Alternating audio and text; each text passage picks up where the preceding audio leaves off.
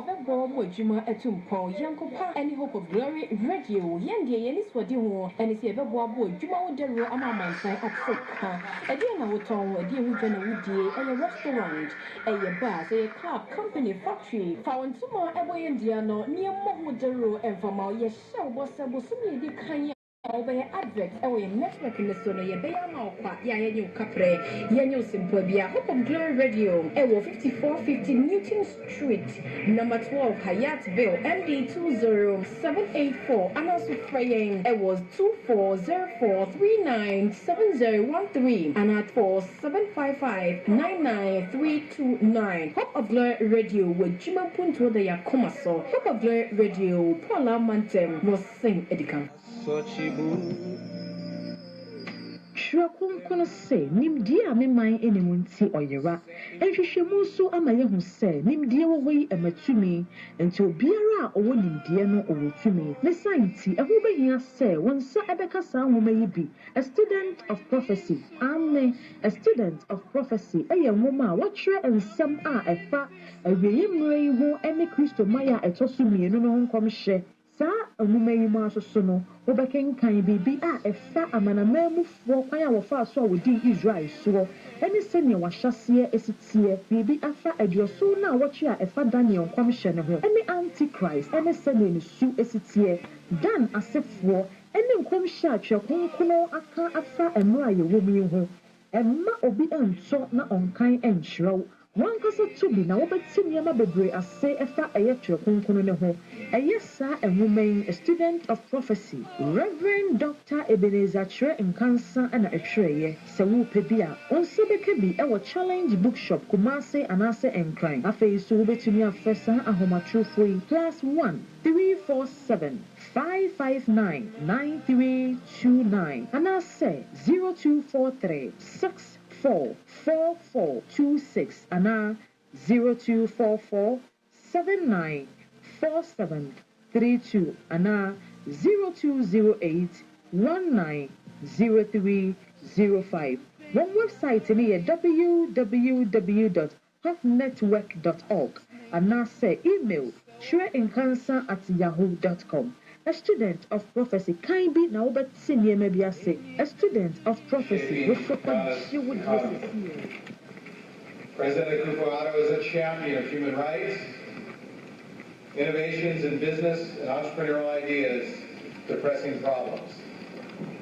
In just his first year as president, he has opened the doors for increased state engagement in Ghana. Our two countries have been bound by shared values of democracy and human rights for decades. But there is an opportunity for the United States, and particularly these states, to grow this relationship further. This whole winter meeting has highlighted how governors in their states are leaders in innovation. With President Akufo Addo's focus on developing Ghana's infrastructure, agriculture, and energy industry, states can play a role and leverage the innovations we have made in those sectors. I know I speak for all my fellow governors when I say we are excited to hear how we can work together to grow our economies. Before introducing the President, first we will see a short video on Ghana. West Africa's second largest economy, Ghana. A place of immeasurable beauty, vast resources, and a warm people. When I think about Ghana, I think about the potential. Ghana is a gateway of West Africa because anything Ghana does, West Africa and other countries are following. Ghana is Africa for the business. So if you're trying to use the continent, which is the greatest stuff, and Ghana is not difficult. Ghana is always one of the top 3 priority countries in Africa.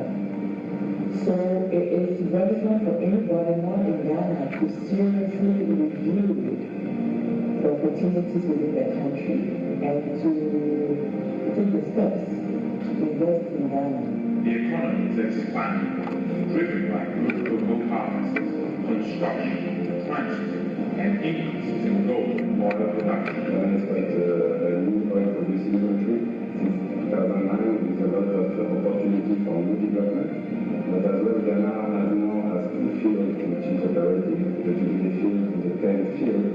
semi-finished copper products are going to be used by the most well-known chocolatier in the world. The quality is recognized worldwide as the best one. The business climate is attractive, continuously improving. The private sector is growing, and investments are steady. People are very young. Second is they're very well educated, and they can train in families, and they are really trained, they have a very good resource for the area. There are real opportunities for public-private partnerships in infrastructure development, power generation, manufacturing. Think Ghana, make it happen.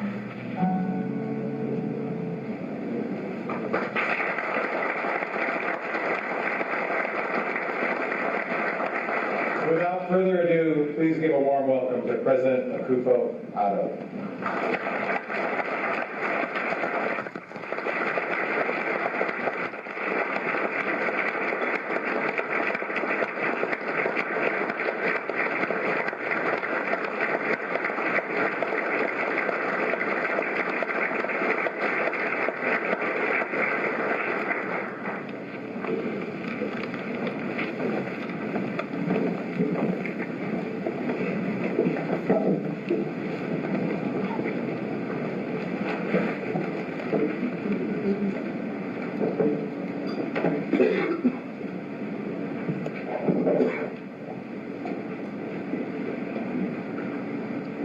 Honorable Governors, I must at the outset express my sincere gratitude to the Chair of the National Governors Association, Governor Brian Sandoval from Nevada, and the Vice Chair, Governor Steve Bullock of Montana, and indeed the entire membership of this association for the honor of this invitation to deliver this address at the National Governors Association 2018 Winter Meeting. The Ghanaian people, the trust in sub-Saharan Africa to free themselves from colonial rule some 61 years ago, and the pace set us today in the development of the principles of democratic accountability, respect for human rights, and the rule of law on the African continent, are truly appreciative and deeply humbled by your choice of their leader and principal servant, to be given the opportunity to address this important annual meeting, which groups together all 50 governors, Republican and Democrat, of the states of this great federation, the United States of America. I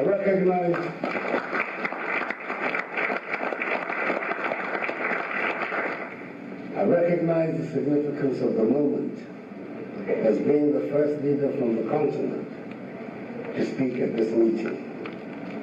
I hope that my country, Ghana, and indeed the African continent, will not be judged by any deficiencies of mine. Those are purely personal to me and not at all representative. Let me also express the gratitude of all freedom-loving peoples of the world to the men and women of this great country, the United States of America, the land of the free and the home of the brave. In the 20th century, the United States was largely responsible for seeing to it that the threats to freedom posed by totalitarian ideas such as Nazism, fascism, and communism were defeated. With the rapid spread of democratic values around the world consequent upon that, America's responsibility in this 21st century is to remain the shining city upon a hill, the force of whose ideas inspired greater chapters in man's development and freedom. The space for democratic engagement, importantly in Africa, has certainly widened.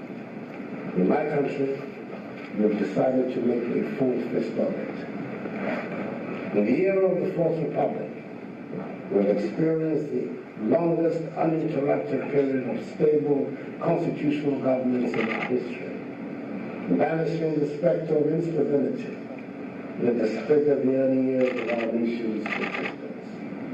Indeed, on 7th January last, we celebrated its silver jubilee.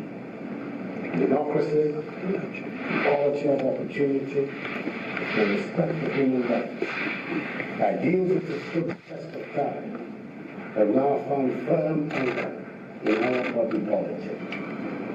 We've had 5 successive presidents in the Fourth Republic, with peaceful transfers of power from a government to an opposition party on 3 separate occasions, the latest being in 2016, which brought me to office.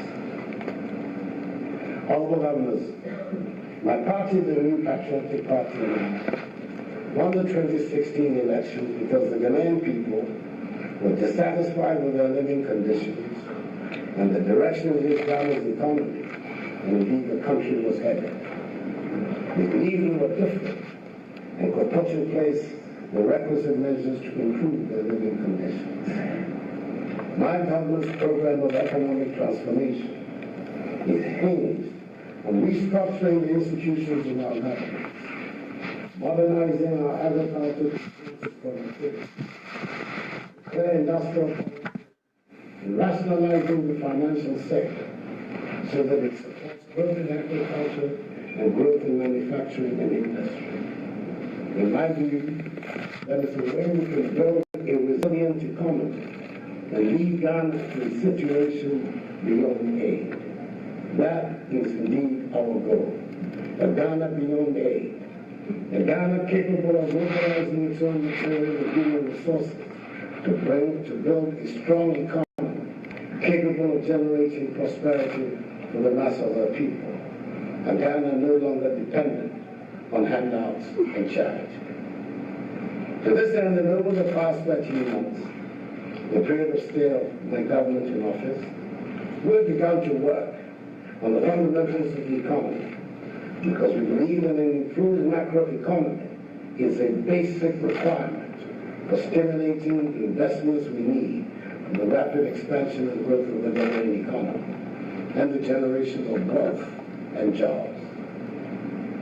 This has led to the growing strength of our economy from a growth rate of 3.6% in 2016 to 7.9% in 2017.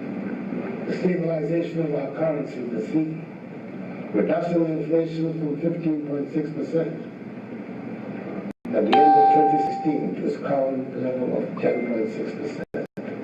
Revival of Ghanaian industry from a growth rate of negative 0.5% in 2016 to 17.7% in 2017. Reduction in interest rates and the fiscal deficit from 9.3% to 5.6% of GDP, and the abolition of nuisance taxes with the aim of shifting the focus of the Ghanaian economy from an emphasis on taxation to an emphasis on production. We're also putting in place strong measures to increase revenue mobilization by plugging leaks and reforming the existing tax exemption regime. This process of economic and industrial transformation is going along with ensuring that the most basic elements of social justice are met.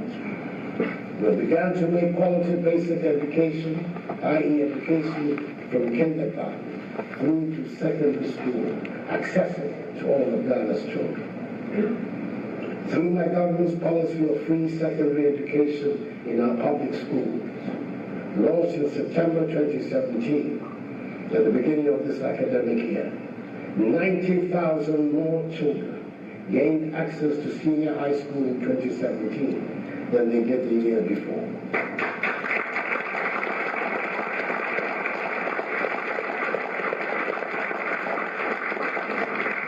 Equally, accessible health care to all our citizens through an efficient and financially self-sustaining national health insurance scheme is a crucial goal of my government. We do all of this to promote a culture of incentives and opportunity, to unleash the considerable ingenuity, creativity, and entrepreneurial talents of our people, especially of our youth.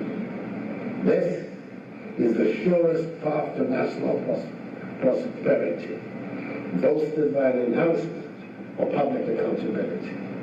Last Friday, before my departure for this visit, I appointed the first special prosecutor in our history, a known and respected anti-corruption crusader, whose task will be to deal exclusively with issues of corruption and hold public officials, past and present, accountable for their stewardship of our nation's public finances.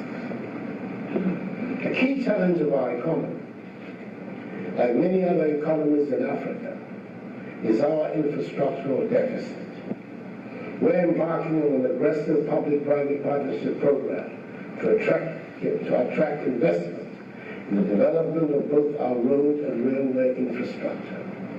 We are hopeful that with solid private sector participation, we can develop a modern railway network with strong production center linkages and with the potential to connect us to our neighbors to the north, i.e. Burkina Faso, the west, i.e. Côte d'Ivoire, and to the east, i.e. Togo. Apart from prosecuting the agenda of building with the private sector at least one factory in each district of Ghana, the time has come for Ghana to develop strategic industries out of its abundant natural resources of bauxite and iron ore. We shall shortly establish an integrated bauxite aluminum development authority to assemble the relevant financial resources for the systematic exploitation and development of our bauxite deposits. By the same token, we've decided to exploit our substantial iron ore and manganese deposits situated in the western and northern regions of our country to build an integrated steel industry to serve the needs of our country and region. We're making systematic efforts to develop our new oil and gas industry, into which ExxonMobil has just appeared, signing on 18th January of this year a major offshore oil and gas exploration and production agreement with Ghana. We're determined also to establish the relevant petrochemical industry to take advantage of the growth of our oil and gas industry. There is a lot of opportunity for American capital, technology, and enterprise in Ghana and indeed in Africa. And we welcome companies from all your states to participate in the exceptional opportunities that exist in our country and on the continent.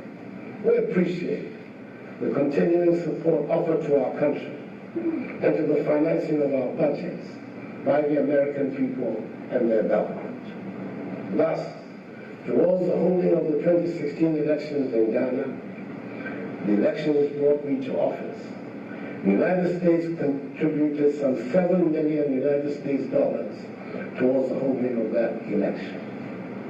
We received $547 million dollars from the Millennium Challenge Compact 1, negotiated by the Akufo government with the Bush government when I was Ghana's foreign minister. It was satisfactorily completed. Under MCC Compact 2, negotiated by the successor Mills Obama governments, nearly $500 million is being invested in Ghana to improve power generation. Nonetheless, I believe the time has come for a new form of partnership between Ghana and the United States of America. We are not disclaiming aid, but we do want to discard a mindset of dependency. It is unhealthy, both for the giver and the receiver.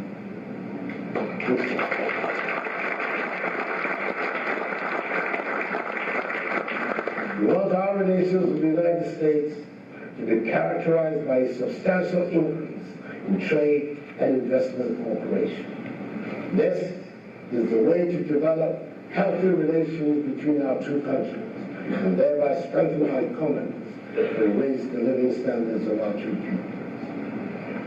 Honorable governors, I urge you not to ignore our continent. Many people say that this is the Asian century, but I believe strongly that this can be Africa's century. Our growth in 2015 was second only to that of Asia. According to the World Bank, 6 of the world's 10 fastest growing economies this year are in Africa. We are rich in natural resources and in possession of nearly 30% of the Earth's remaining mineral resources. We have a vibrant young population, and those who still have important security challenges, we are more at peace than before, despite the distressing events in DR Congo, leading to the displacement of hundreds of thousands of innocent people.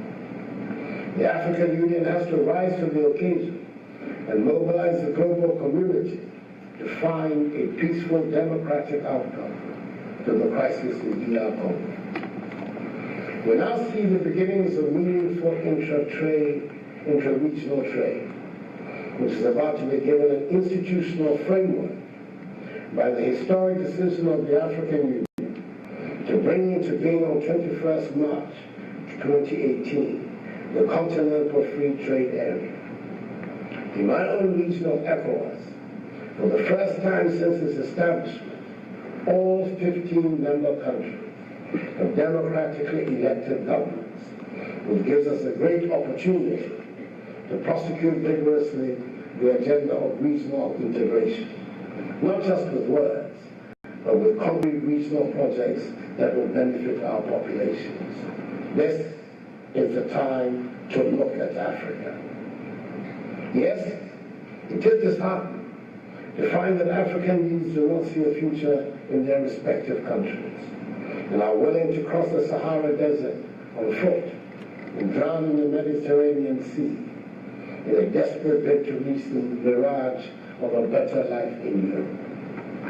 With the majority of African economies dependent on the production and export of raw materials, who can blame them for wanting to leave? These economies cannot produce wealth and prosperity to the masses of the continent. It therefore drives the determination to seek a much better standard of living out of Africa, thereby fueling the refugee crisis and the numerous counts of illegal migrations. The large range of migrations into the United States from Ireland and Italy in the 19th century has completely subsided because the economies of those two countries are working properly.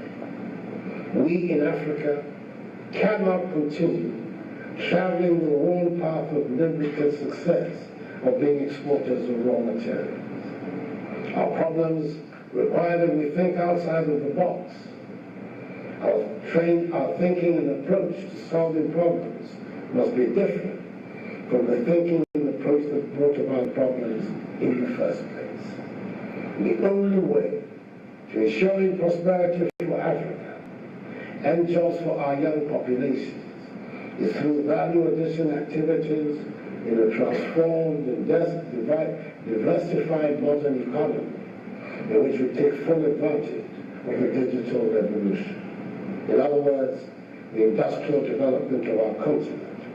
And we are determined to ensure the realization of this so that our young people can stay and devote their great energies to the building of a great Africa.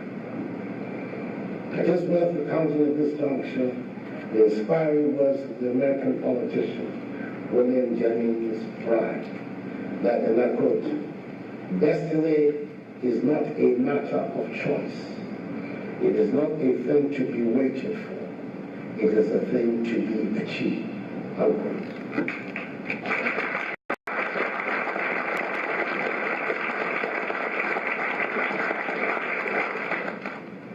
There are many amongst us who cannot accept that it is only Asians who can engineer in a generation their transition from poverty to prosperity. We're determined to do that in our generation in Ghana, on the continent, and ensure that succeeding generations will be neither victims nor pawns of the global order. This will serve as the impetus for reshaping the continent and charting a new path of growth and development and freedom, which will lift the long-suffering African masses out of poverty to the realms of prosperity and dignified existence. In conclusion, let me reaffirm the commitment of my government in Ghana in standing shoulder to shoulder with the United States in the promotion of human rights on the African continent and across the globe. We stand shoulder to shoulder with the United States in the rejection of terrorism as a legitimate means of resolving political disputes. We appreciate the courageous commitment and the lead role being played in the fight against terrorism by the United States in several parts of the world, including the Sahel region of West Africa. We stand shoulder to shoulder with the United States in attempting to develop our economies to provide opportunities for its citizens to fulfill their aspirations, especially the youth. We stand ready to renew and deepen our relations with the United States of America for the progress and prosperity of our two peoples. May God bless us all and the peoples of the United States of America and Ghana. I thank you for your attention.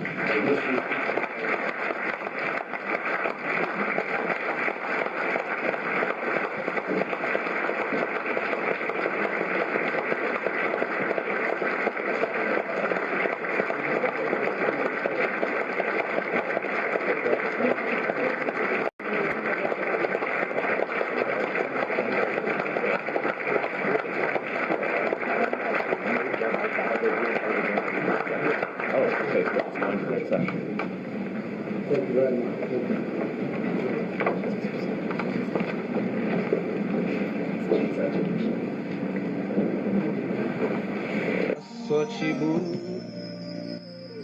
Shrakunkono se nimdi a memman enemunti oyera ehwehwemu so amayehu se nimdi wowe ematumi enti obiara owo nimdi no owotumi ne sainti ehobehia se wonsa ebeka sa nwoma yi bi a student of prophecy amen a student of prophecy eye nwoma a wotre ensem a efa aweyemre yi ho ene Kristo maya etoso mienu no nkomhye sa nwoma yi ma so no wobekenkan bibi a efa amanamamufo kwan a wofa so wodi Israel so ene sene wahyase esitie bibi afa adioso na wotwe a efa Daniel nkomhye ne ho ene antichrist ene sene ne su esitie dan asefo ene nkomhye a twekonkono aka afa emra ye womi ho emma obi enso na nkan enhyerew wankasa tubi na wobetimi ama bebre ase efa eyetwe konkono ne ho eyesa enwumen student of prophecy Reverend Dr. Ebenezer Chere Nkansa ana etwereye se wo pebia onse bekebi ewo challenge bookshop Kumase anase enkran afei so wobetimi afesa ahomatrofo yi +1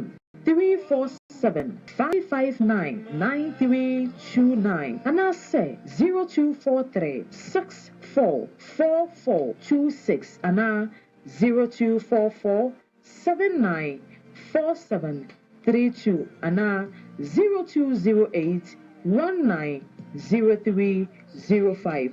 One website in www.hotnetwork.org and now say email shreincancer@yahoo.com. A student of prophecy can be now but senior maybe I say a student of prophecy was so quite she would DSCA. Yabra nyina de bedie ye dwuma empunto e na fe ye da chintia eno nti na woso do ho boye nko obebo mo dwuma atumpo yankopa any hope of glory radio yende ye ni swadi ho ene se ebebo abo dwuma wo dero ama mansan atsew ka e de na woton e de wo dwa na wodie e ye restaurant a bus, a company factory, found Tuma away Indiano, near Mohudero and from our Yesha was a Busumi di Kanya obey adverts away network in the Sona Yabea Malqua, Yayo Capre, Yanyo Simpobia, Hope of Glory Radio, Ewo 5450 Newton Street, number 12, Hyattville, MD 20784, and also praying, it was 2404397013, and at 47559932. Hope of Glory Radio with Jima Punto de Yakomaso. Hope of Glory Radio, Paula Mantem, no sing edicam.